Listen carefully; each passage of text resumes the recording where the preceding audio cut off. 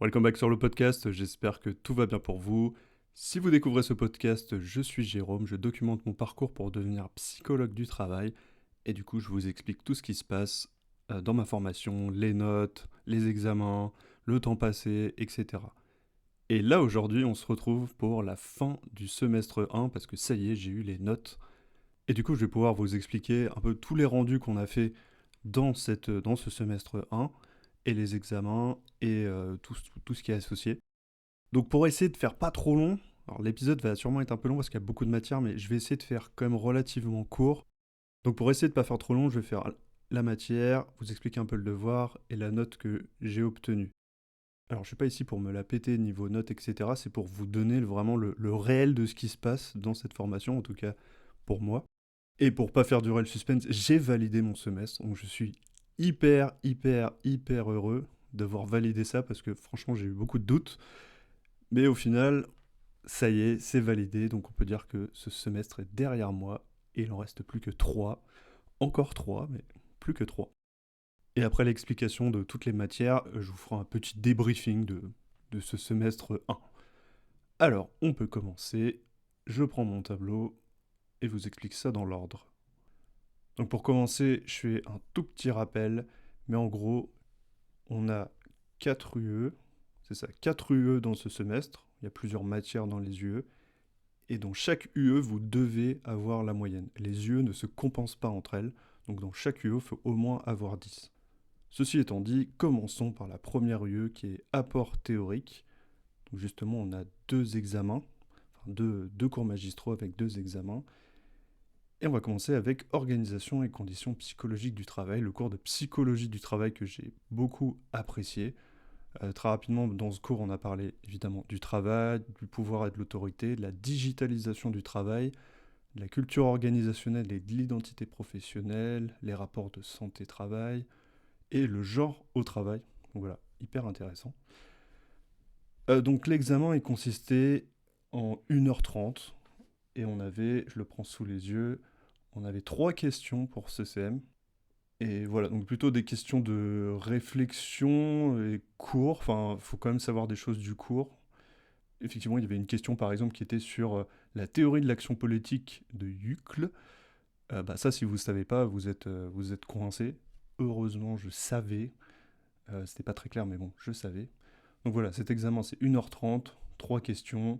On avait une question sur les cliniques du travail, une question sur l'identité professionnelle et la culture organisationnelle, et une question sur la théorie de l'action politique de Hucle. Et du coup, bah voilà, faut 1h30 et puis c'est parti. Je m'en suis plutôt bien sorti, j'étais plutôt confiant. D'ailleurs, je m'étais estimé comme note 13, ce qui me paraissait pas mal. Et j'ai eu 15,17. Je ne sais pas pourquoi 17, mais bon, j'ai eu 15,17, donc très content pour ça. Ensuite, on avait approche psychosociale du changement. Donc c'était un cours sur toutes les théories du changement, sur le changement social, les normes sociales et les dynamiques de groupe, et un cours sur les actions collectives. Et là, on a eu 3 intervenantes différentes, et chacun voilà, avait son sujet. Et d'ailleurs, pour l'examen, donc là, on avait un examen. Je ne l'ai pas dit avant, mais on n'avait pas le cours en psychologie du travail. Par contre, pour cet examen-là particulier, on avait 3 heures d'examen et on avait le droit au cours. Ce qui est, je crois, une première en licence. Je crois que j'ai jamais eu le cours. Et c'était un peu déroutant parce que alors, c'était pas ma matière préférée pour le coup. J'aimais bien, mais voilà, c'était pas mon grand truc. Et les examens avec le cours, j'en ai déjà eu dans mon passé d'étudiant. Et c'est pas tout, ça me fait toujours un petit peu peur parce que je me dis là, on peut pipoter, mais bon, les questions vont sûrement être un peu plus dures. Je trouve que ça n'a pas été le cas. Ils ont plutôt été corrects. Et en gros, on avait 3 sujets possibles. Là, c'était vraiment de la réflexion avec le cours. De la réflexion. Et il y avait un sujet par intervenante, un sujet par professeur. Et du coup, il fallait en choisir 2 et les développer. Donc 3 heures, ça me paraissait long. Et au final, j'ai fini un petit peu avant, mais pas vraiment tant que ça. Donc j'ai pris mon temps, mais c'était pas si simple. Et en fait, dans cet examen, il y avait 3 sujets. Chaque sujet, c'était un petit, voilà, quelques lignes, un paragraphe sur une. Globalement, c'était sur une situation.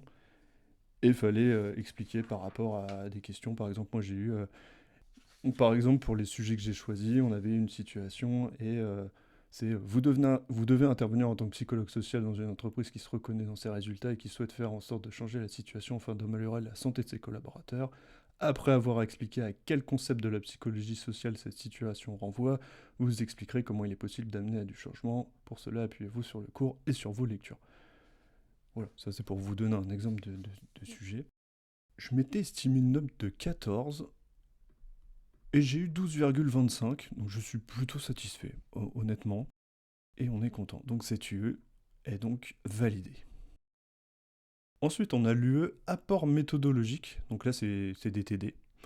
On avait enquête par questionnaire. Si vous vous souvenez bien, j'ai dû l'expliquer dans un épisode précédent, enquête par questionnaire. Le but c'était de construire un questionnaire et après de l'exploiter. Et du coup, enquête par questionnaire, donc là c'était un dossier collectif.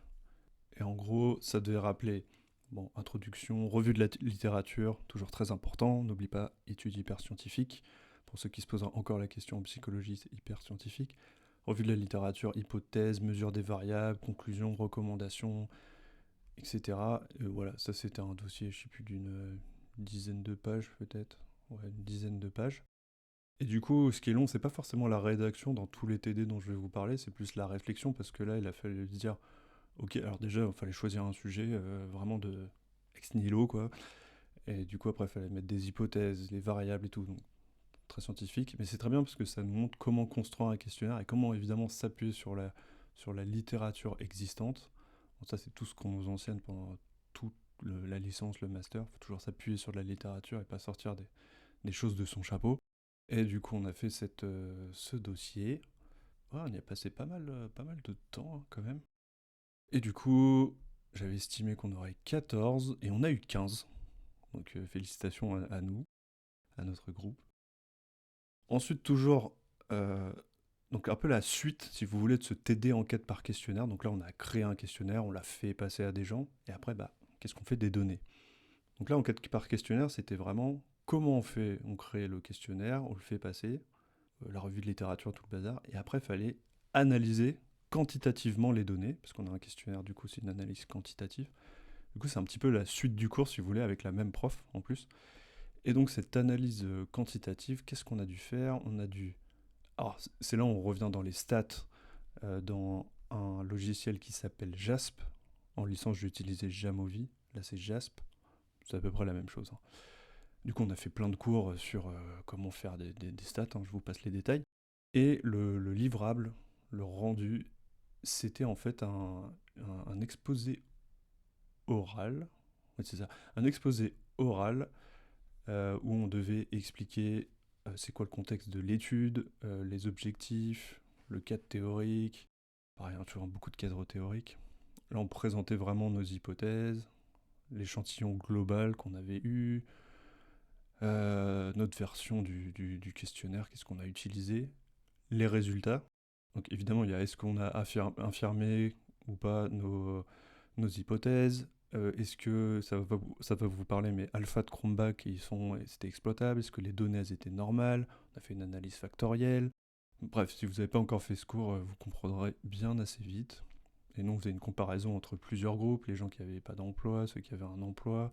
Et on expliquait les p-values, est-ce que c'est significatif, pas significatif, les corrélations, est-ce qu'il y en avait, est-ce qu'il n'y en avait pas, enfin bref, tout ce que vous voyez en cours. Et nous, on a réussi à l'utiliser. Et voilà, on présente tout ça dans un petit oral.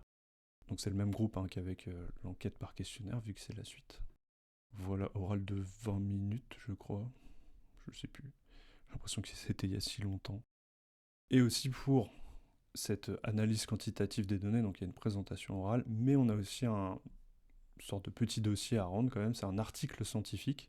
Donc là, on fait juste la partie résultats et discussion. Donc voilà, on a présenté les statistiques descriptives, les analyses préliminaires, factorielles, qu'est-ce qu'on observe concrètement, et en gros, il fallait faire comme un article scientifique, le rédiger de la même manière, avec des tableaux, le rendre sympa, le rendre intelligible, expliquer la significativité, bref, vous imaginez un article scientifique, on devait faire ça.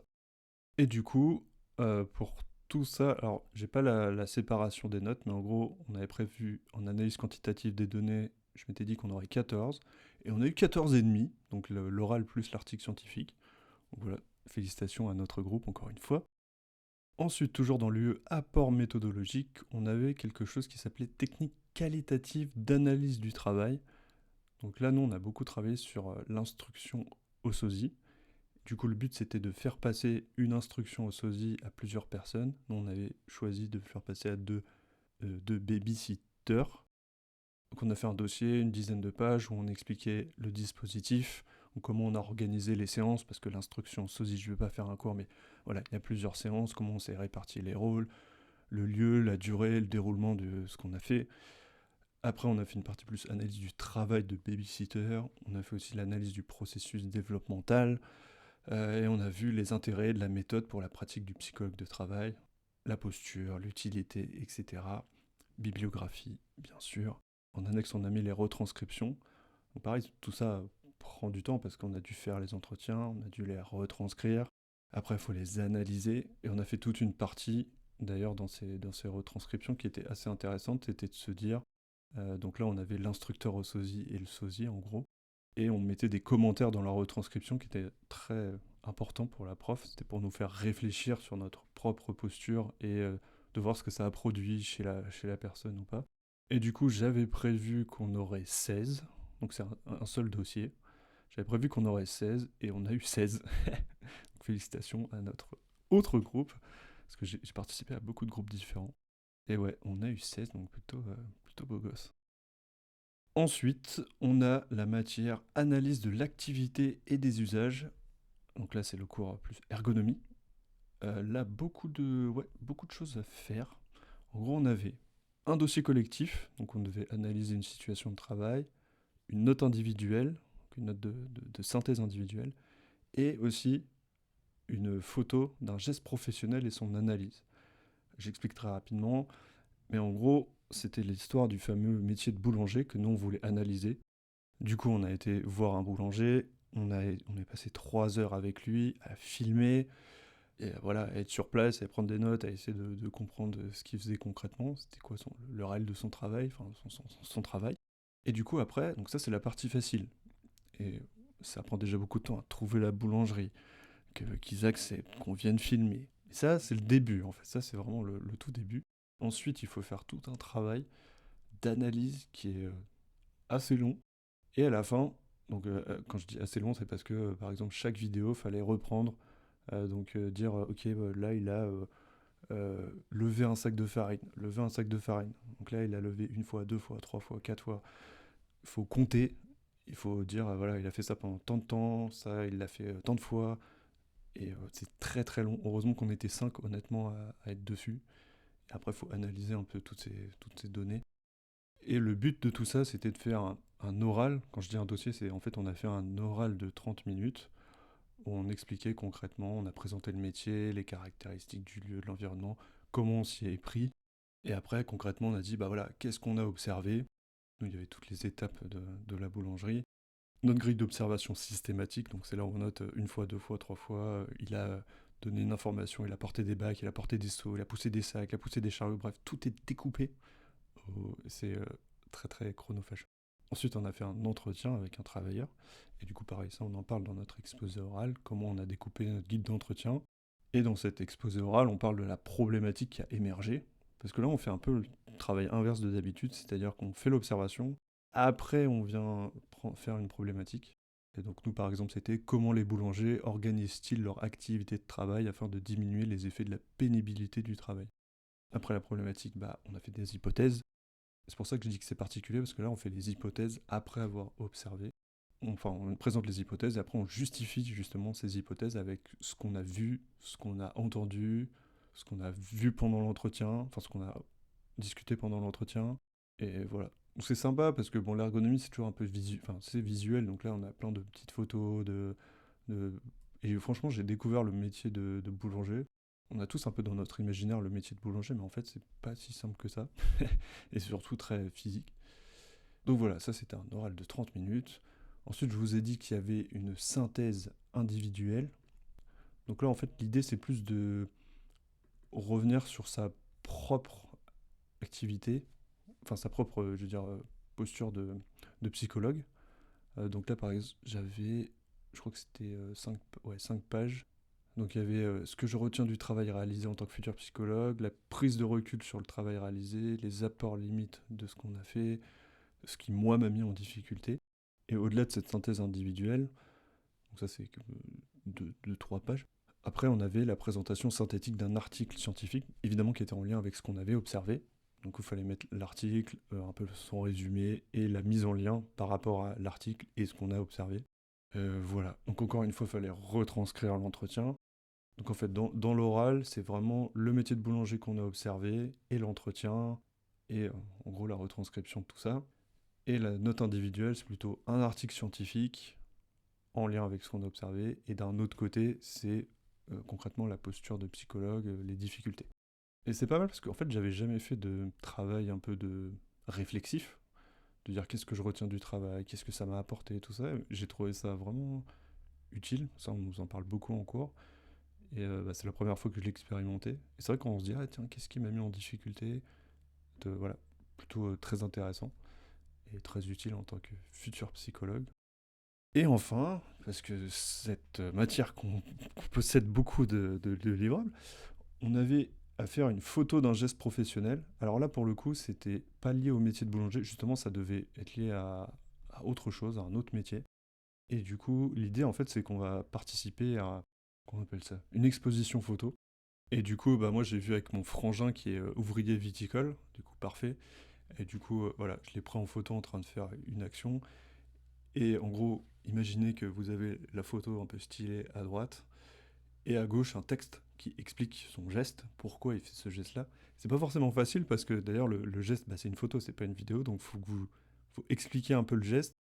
Et ouais, enfin, je sais pas, je trouve pas ça si simple.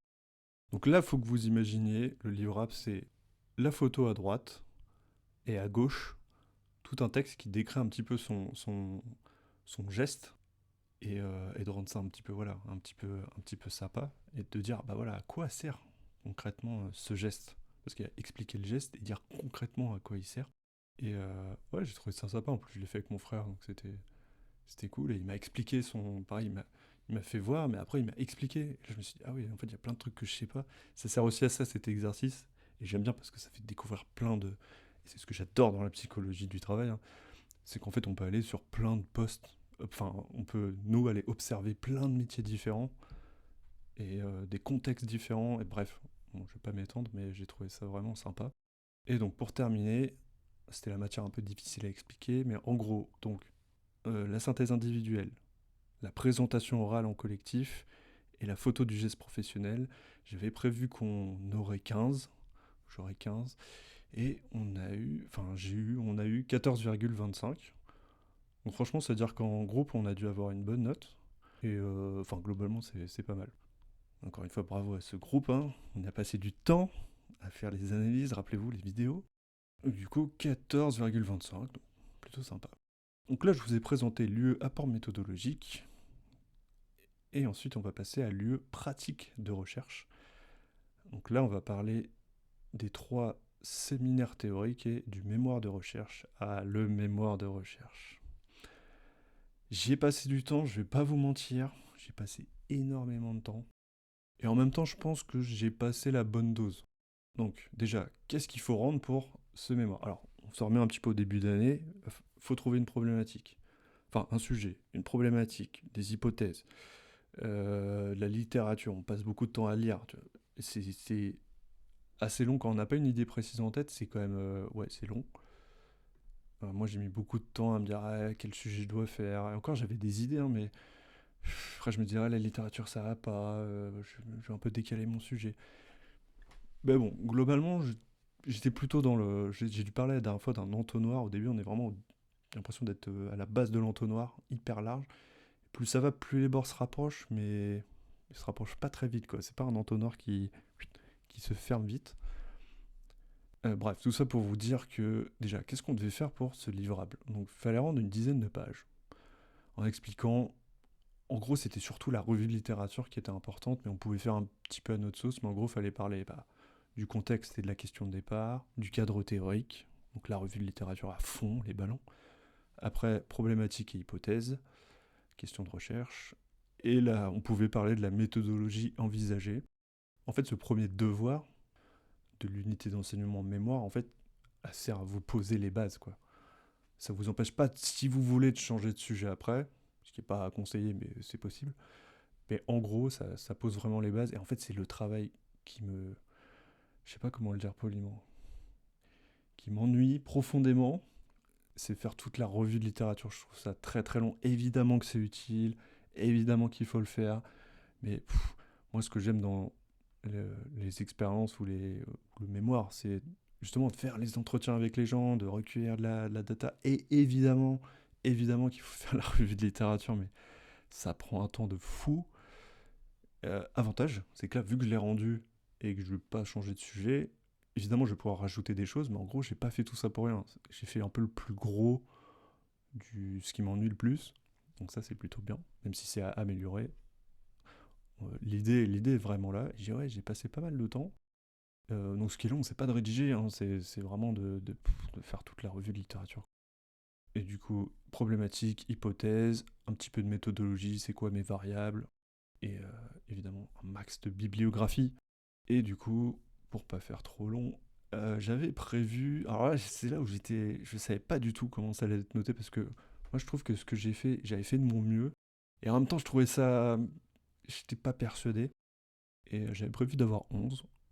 Et j'ai eu à ma grande surprise 17. Donc exceptionnel, hein, je suis refait vraiment de cette note. C'est bien parce que ça m'encourage aussi. Je me dis, ok, je suis plutôt dans la bonne direction pour le mémoire final, qui compte. D'ailleurs, je vais pas parler des coefficients, mais ça, par exemple, c'est coefficient 5, alors qu'au semestre 2, le vrai mémoire, c'est leur coefficient 10, donc le truc, bah voilà, faut pas le rater. Donc, en tout cas, ça présage de bons augures. Je suis plutôt sur le bon chemin, et c'est surtout ça que j'attendais. C'était pas forcément la note, même si je suis très content d'avoir 17. C'était de me dire, est-ce que je suis dans la bonne direction? Et voilà. Et tout ça a aussi été permis par l'encadrement universitaire. Donc en fait, tous les mois à peu près, on a 2 heures avec notre professeur. Alors c'est 2 heures en groupe, hein, mais voilà, on a du temps pour ça. Et on peut lui envoyer des mails, elle répond assez vite. Et elle m'a bien aidé justement avant Noël. J'ai envoyé 2 mails en mode, voilà, là j'avais besoin de précision et je lui ai demandé, et ça m'a vraiment aidé pour le coup. Donc le but, c'est pas de harceler pas vos profs de mails, mais ouais, j'en ai envoyé juste 2, mais un peu précis, et ça m'a vraiment débloqué. Bon, passons ce mémoire de recherche.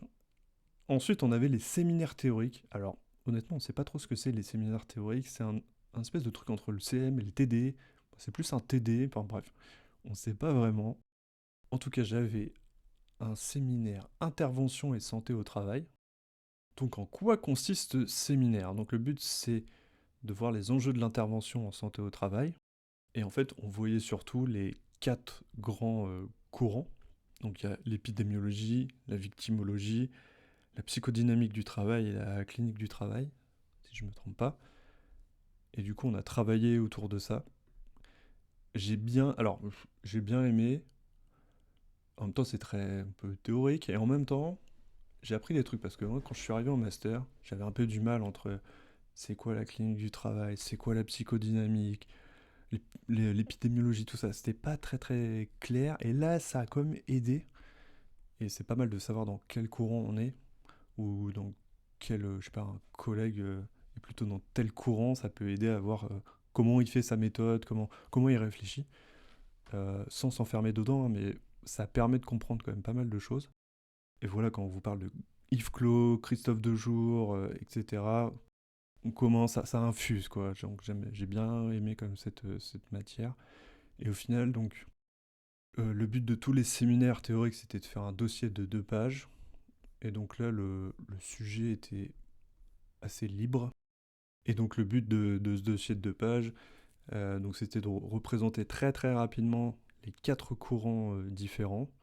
Et après, il fallait choisir un axe de discussion qu'on avait un peu discuté en cours.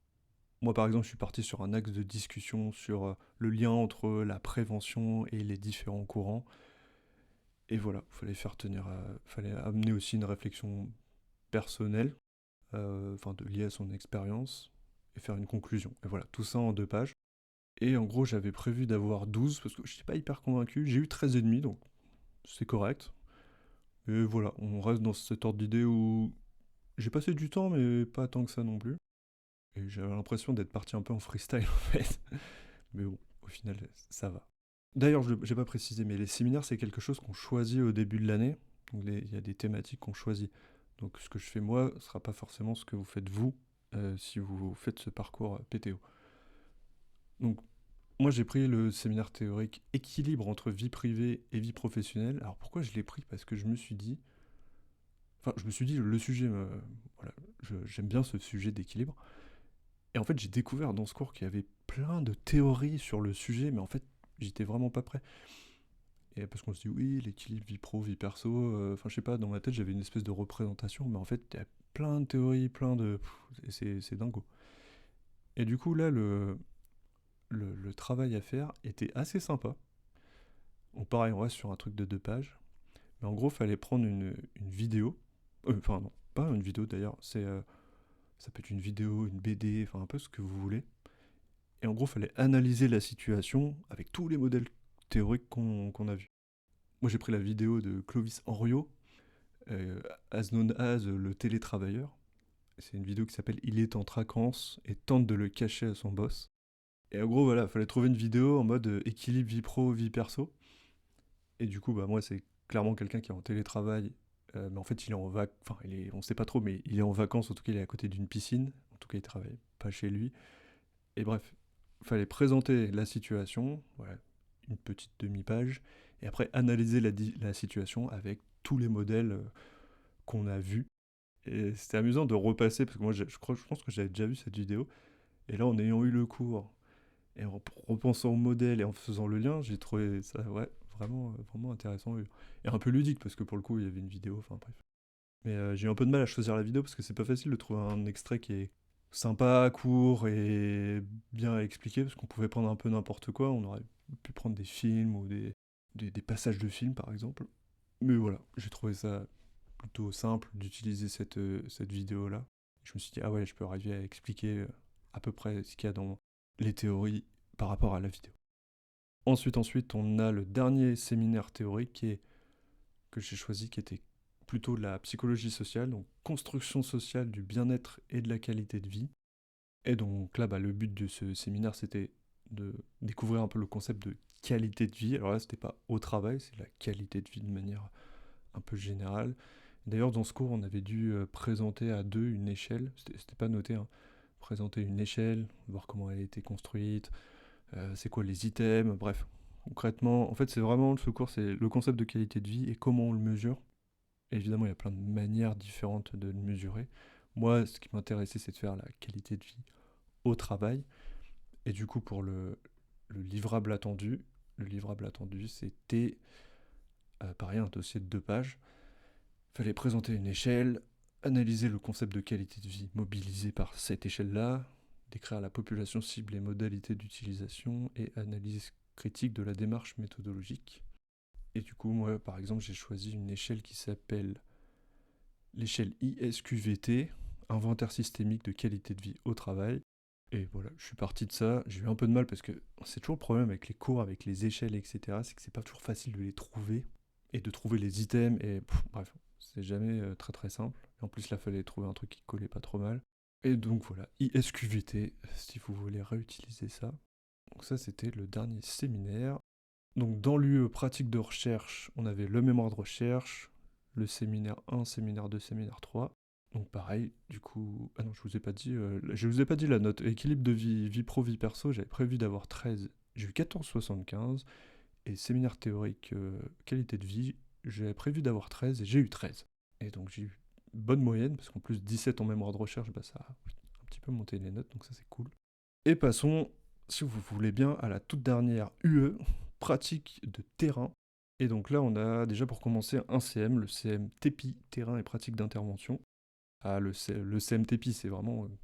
c'est quoi concrètement une intervention? Je suis arrivé ici, je ne savais pas en fait ce qu'était une intervention en psychologie du travail, comment on faisait, etc.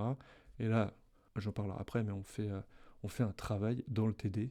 Si on revient juste sur le CM, donc on avait un classique, examen d'1h30, une question par prof. Là, fallait y répondre. Je suis pas trop fan de ces examens où il y a juste 2 questions parce que, imaginez, ça m'est déjà arrivé en licence, mais vous savez pas une des 2 questions, bah déjà vous avez en gros 10 points en moins.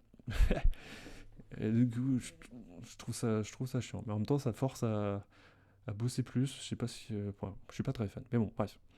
Examen d'1h30, 2 questions. Et par exemple, on avait qu'est-ce qui peut amener un intervenant à renoncer à intervenir? Ou, parce que cette prof a proposé 2 questions, ou la neutralité dans l'intervention est-elle possible? Et l'autre question, l'autre prof, c'était quel problème pose le silence dans l'intervention ou dans la recherche de terrain et quels sont les moyens méthodologiques qui permettent de dépasser cette absence de réponse? Donc voilà, si ça vous inspire pas trop, bah vous êtes un peu bloqué. Moi, pour le coup, j'étais très inspiré. J'ai même presque passé un bon moment à écrire cet examen, voilà, je le dis. Et j'avais prévu d'avoir 14 et j'ai eu 17,25. Donc waouh, ouais, là j'étais vraiment inspiré, très content. Donc ça évidemment c'est sans cours. Ensuite, toujours dans cette UE, on a le TD, terrain et pratique d'intervention. Donc c'est là où on travaille pour... le but c'est de travailler en groupe, nous on est 4 et on travaille pour une organisation, on travaille pour une entreprise, et du coup le but c'est de vraiment faire une intervention. Donc là c'est sur le semestre 1 et le semestre 2. Là on n'avait pas vraiment de notes d'ailleurs, on devait juste rendre notre... c'était pas noté mais on devait rendre notre proposition d'intervention. En gros dans la proposition d'intervention, on va retrouver c'est quoi le contexte de l'intervention, la posture, la démarche de notre groupe, les objectifs, les modalités de l'intervention, qu'est-ce qu'on va faire concrètement, les éléments de calendrier, vous voyez, ce genre de choses. Et du coup, voilà, ça j'en parlerai plutôt dans un prochain épisode qui expliquera le semestre 2, parce que ça avance. Et, c'est le seul projet avec le mémoire qui est sur plusieurs semestres. Et celui-là est vraiment passionnant, prenant, pas toujours facile. Enfin, ouais, c'est vraiment le truc, je pense, le projet qui transforme le plus, à mon avis, pendant cette année de M1. Allez, il reste plus que 2 cours. Je vous ai dit, il y a beaucoup de cours pendant ce semestre. Du coup, on avait le CM éthique et déontologie. Éthique et déontologie, c'est 2 jours. Alors là, c'est où il y a tous les Master 1 de psychologie. Et du coup, là, on a eu plusieurs intervenants sur 2 jours. C'était assez long. Je trouve que 2 jours, c'est trop. Mais on a eu un cours sur le comité d'éthique et de la recherche, l'intégrité scientifique, pareil, l'éthique et la déontologie de la recherche, historique et panorama des instances actuelles liées à la recherche, éthique et déontologie de la recherche sur la surdicécité. Voilà, on a plusieurs intervenants, tout était pas passionnant. J'ai bien aimé parce que ça, pareil, ça laisse infuser ce côté éthique, déontologie, parce que concrètement, on vous dit, ouais, je savais pas trop ce que c'était avant l'éthique et la déontologie concrètement. En fait, c'est hyper appliqué. Il y a plein de trucs à respecter. Il y a des trucs de bon sens, bien sûr, hein, mais en fait, il y a des trucs qu'on pense pas, et notamment la protection des données personnelles. Ça, c'est un grand, grand sujet. Comment on protège toutes ces données qu'on a, les entretiens, les données médicales, enfin bref. Ça, c'est intéressant. Ça mérite pas 2 jours, clairement. Et du coup, l'examen, enfin, oui, on peut appeler ça comme ça, l'examen, c'était un QCM sur Moodle qui durait 20 minutes. Ouais, je crois que c'était 20 minutes et il devait y avoir, je sais même plus, une dizaine de questions, un peu plus, entre 10 et 15, je sais plus. Et donc là, j'ai eu beaucoup de mal à estimer ma note. En fait, j'hésitais entre 8 et 16. Parce que j'étais vraiment en mode, c'est soit... Parce que là, c'est un QCM où il y a... Enfin, c'est un QCM. En fait, il y a plusieurs réponses possibles. Il n'avait pas mis de points négatifs, le gars, donc ça, c'est très bien. Et en gros, il y avait des questions pour chaque intervenant. Mais ouais, des fois, vous vous retrouvez dans cette situation où c'était dur d'estimer votre note. Bah, j'étais clairement là-dedans, entre 8 et 16. Et vraiment, à ma grande surprise, mais vraiment, j'ai eu 17,58. Me demandez pas d'où ça sort. 17,58. Du coup, je sais pas trop comment c'est noté. Apparemment, c'est-à-dire que j'ai bien répondu, donc je suis content. Mais honnêtement, j'étais très peu serein en fait sur la note. N'empêche que j'ai une bonne note, je suis content, voilà. Passons à la suite. La dernière note, ça y est, on y arrive. C'était le TD d'anglais. Anglais de spécialité. Donc là, on a eu une note orale individuelle. Donc là, c'était de l'expression orale. On passait, je sais plus, c'était un petit 10 minutes avec le prof en individuel. Et c'était en mode un peu, pas entretien de recrutement, mais presque. Et il fallait, voilà, on avait préparé quelque chose et il fallait discuter avec lui. Donc ça, c'était pas facile. Et un deuxième test qui était plus du vocabulaire et de la compréhension orale. Donc, clairement, on m'a mis l'expression orale, la compréhension orale, c'est pas les trucs où je suis le plus fou, mais je trouve que je m'en suis bien sorti, franchement, pour mon niveau qui est pas exceptionnel. J'avais prévu d'avoir 14, et en tout, j'ai eu 16,5, donc moi, je suis plutôt vraiment content. Et voilà, on a fini l'ensemble des matières. Désolé, c'était un peu long, mais j'essaie de vous faire le truc le plus précis possible. Donc je suis très content parce que ça me fait... Encore une fois, je suis pas là pour me la péter ni rien, c'est juste pour vous montrer concrètement, de façon réaliste, qu'est-ce qui se passe. Et du coup, j'ai eu un peu plus de 15,5 de moyenne. Donc vraiment, c'est ma meilleure moyenne de tous les temps. Je suis très très très très très content. Et globalement, après les examens, les rendus, j'étais assez confiant. J'étais confiant et en même temps, il y a toujours ce petit doute de, bon, c'est pas vraiment comment il note. Enfin, vous voyez un peu ce sentiment, peut-être un peu partagé. Ce qui est sûr, c'est que j'ai passé quand même beaucoup de temps. Et du coup, pour terminer cet épisode, je vous parlais de généralité, j'avais pris des petites notes. J'ai noté quoi? J'ai marqué, un peu comme l'année dernière, je garde le rythme un peu tous les jours. J'essaie d'en faire un peu tous les jours, même si c'est qu'une demi-heure, je fais. Et moi, je suis pas en mode je fais tel jour ça, tel jour ça. Je suis en mode, ok, là j'ai, je sais pas, 1 heure et demie. Bah tiens, je vais faire un peu de cours, un peu de TD, un peu de... Enfin, j'essaie de mixer comme ça, j'ai pas un plan ultra défini. Je regarde un peu les deadlines quand même, mais voilà. J'ai marqué qu'après octobre, je me suis senti un peu submergé. Donc après les premières vacances là d'octobre, au début c'était cool et tout. Et c'est là où tout s'est un peu accéléré. Il y a eu plus en plus de rendez-vous pour justement le TDTP en groupe, pour TQAT, pour même l'ergonomie. Enfin, en fait, tous les projets dont je vous ai parlé, indépendamment, ça va, ils sont faisables, ils prennent un peu de temps. Mais en fait, tout cumulé, ça devient vite assez long. Et, il y a des présentations à préparer. Enfin, ouais, j'ai trouvé ça chronophage. Et ouais, j'ai commencé à sentir un petit côté submergé, quoi. Et j'étais très content d'être en vacances après. Et là, ouais, je cherchais toujours un peu la deadline, quoi, en mode, bon, qu'est-ce qui est le plus urgent? Et je mettais toujours en priorité le collectif. J'ai dit, ok, je fais le collectif, et Noël, tout ça, ça me permettra de faire les rendus individuels. Euh, J'utilise toujours des mind maps, donc plutôt pour les CM. J'utilise toujours RemNote pour prendre mes notes et faire des flashcards. Je m'en suis pas, enfin, je m'en suis servi, mais j'ai pas du tout utilisé les flashcards parce que là, vous voyez que c'est plutôt du cours en mode plutôt, on va dire, question de réflexion ou lié au cours. Mais j'utilise toujours les mind maps, j'aime bien parce que ça permet de voir un peu de manière globale, un peu tout le cours en même temps.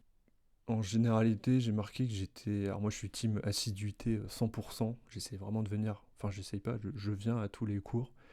Et il y a même une fois, je sais plus si je l'ai raconté, mais il y a une fois où je devais être absent une seule fois. C'était, je crois, un vendredi après-midi.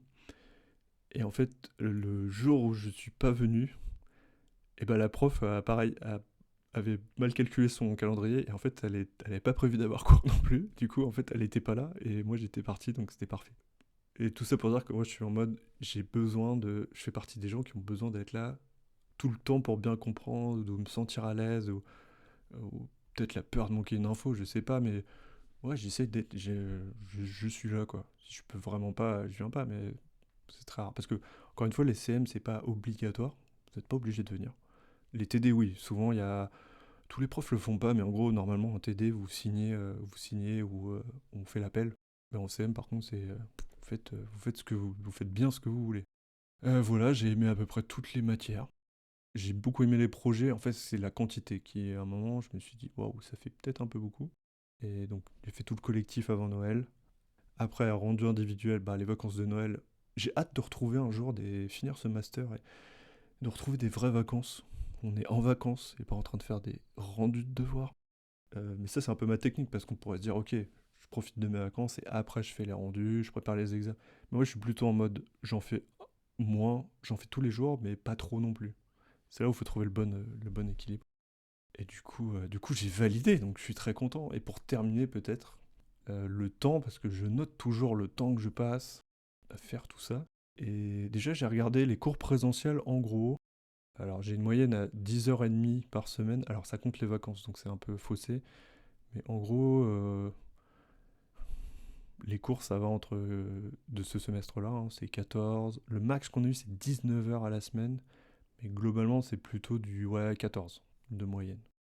Et si on lisse là sur la semaine du 8 septembre jusque vraiment aux examens, j'ai compté les examens comme des cours, ça fait 10h30 par semaine. Donc en tout, il y a eu 199 heures, examen compris, 199 heures de présentiel. Et en temps individuel que j'ai passé un peu plus. Donc là, ça compte tous les moments où je travaille, dont la préparation des examens, des devoirs, tout ce que vous voulez. Ça, c'est 274 heures, donc un peu plus que les cours présentiels. On dit souvent, en gros, il faut travailler autant que ce que vous allez en cours. C'est un petit peu cette idée, bon, c'est un petit peu dépassé là, mais donc 200 heures de présentiel, 274 heures de travail chez moi, quoi. Donc ça fait à peu près 14 heures et demie à la maison, 14h30 par semaine. Et j'ai compté aussi un peu tout ce qui est travaux de groupe, qui n'existait pas avant en licence. Et du coup, bah pareil, c'était plutôt après les vacances d'octobre où il a commencé à avoir des trucs et on est à 4 heures par semaine, un truc comme ça, où on se retrouvait une heure et demie, où on allait sur notre terrain de tapis. J'ai compté un peu tout ça. Ça a représenté 34 heures pendant ce semestre. J'ai compté aussi en bonus les trucs où je vais, comme les conférences de la Piraf, ce genre de choses. Alors, ça, c'est pas beaucoup, mais j'ai comme en tout passé 18 heures, quand même.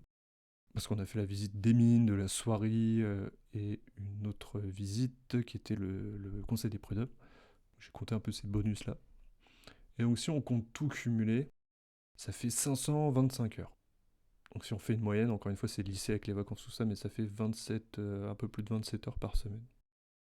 Donc, ouais, j'aime bien suivre un peu les chiffres, mais ça, c'est plus pour, presque pour ceux là qui se posent la question, qui sont en train de faire mon master, qui se disent concrètement, je sais pas combien de temps on passe dans ce master. Évidemment, ça c'est que mes chiffres, je pense que c'est très variable d'une personne à une autre. Mais en gros, sauf les cours présentiels où là, il y a à peu près 200 heures de cours, et moi un peu plus de temps de travail personnel, ça vous donne une petite idée, quoi. Donc, peut-être pour terminer, au niveau charge de travail, pendant ce semestre, j'avais j'étais freelance, on va dire à peu près une journée et demie par semaine, un petit peu moins, on va dire une bonne journée par semaine. Et au début, c'était assez facile de le caser. Je faisais une demi-journée, donc plutôt facile. Et justement, après les vacances d'octobre, ça a commencé à être un peu plus dur parce que bah, TEPI, parce que d'autres travaux de groupe, parce que l'emploi du temps, enfin, ça commençait à être un peu compliqué. Bon, j'ai réussi, hein, mais j'ai senti que c'est vrai que sans ça, j'aurais peut-être été un peu moins fatigué. Parce que là, la fin du semestre, ouais, était pas simple. Les vacances de Noël ont permis quand même un peu de. Même s'il y a des trucs à rendre et tout, bah, on est quand même en vacances, il n'y a pas la fac. C'est quand même plus. Ça allège le mental, quoi.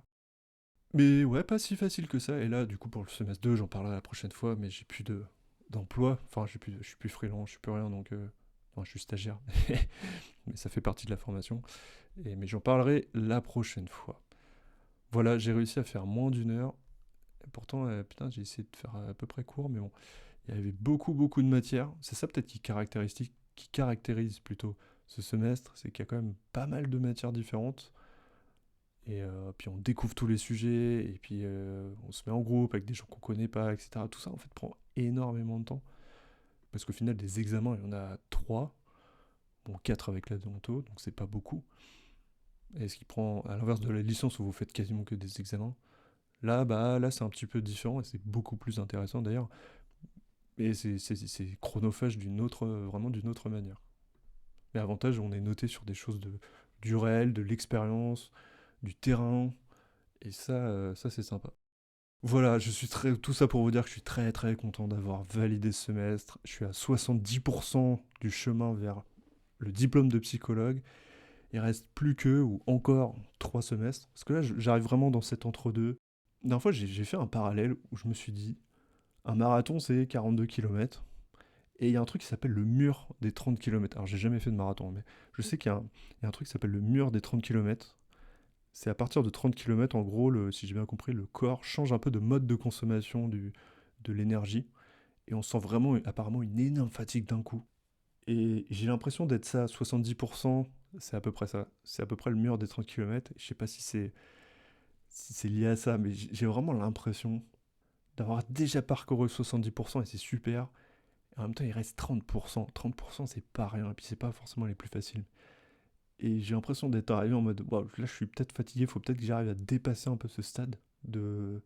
C'est clairement mental. C'est pas lié à de la vraie fatigue. C'est. Ouais, ça fait 3 ans et demi qu'on on est en train de un peu de galérer. Il reste 1 an et demi, c'est pas rien. Et voilà, je sens un petit peu, voilà, je vous partage ça. Je sens un petit peu la fatigue et en même temps c'est hyper stylé, je suis au bon endroit, tout ça. Enfin voilà, c'est un petit peu paradoxal tout ça, je suis très content. En plus j'ai eu des bonnes notes, donc voilà, je suis hyper satisfait, hein. Mais ouais, il y a encore des efforts à faire. Mais on va terminer ce marathon, on va terminer ce marathon. Et ouais, je m'auto convainc. On va terminer ce marathon, on va réussir. Voilà, cet épisode est terminé, j'espère qu'il vous aura plu. En tout cas, j'ai essayé d'être le plus précis, réaliste possible, et pour que vous sachiez concrètement qu'est-ce qu'on fait dans ce master de psychologie du travail et des organisations de Lyon 2, si vous voulez postuler, parce que je sais que c'est mon master en ce moment. Voilà, c'était un plaisir de vous partager tout ça, et je vous dis à bientôt.